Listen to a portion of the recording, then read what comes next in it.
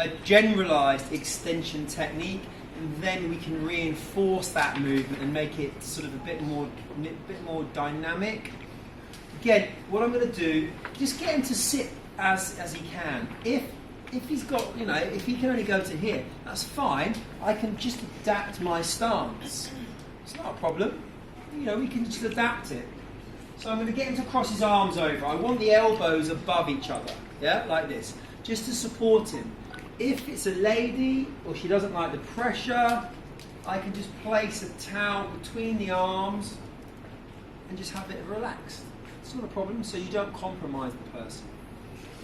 What you'll find is when you're doing this technique, if he slumps forward into flexion, when you're trying to do a side bending or rotation, you end up either driving the joints into each other or you can't get a nice clean mobilization. So for me, what I tend to do is just with my fingers, I'm just going to bring him into neutral.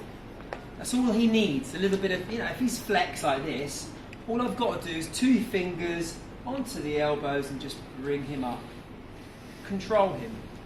From this position, I'm just going to lean over and stabilize the lower elbow. Just lock it in. I'm going to position myself now around the table. It's fine, it's not a problem. Just relax the head down, and I'm going to transition towards this handsome man. Yeah? So I'm on the ipsilateral side, the same side of me. This is the spinous process, paravertebral gutter. And all I'm doing is I'm just pushing this way. I'm not actually moving the joint, but I'm getting some feedback. That stops me from going too far. Remember, we keep the distance very, very short.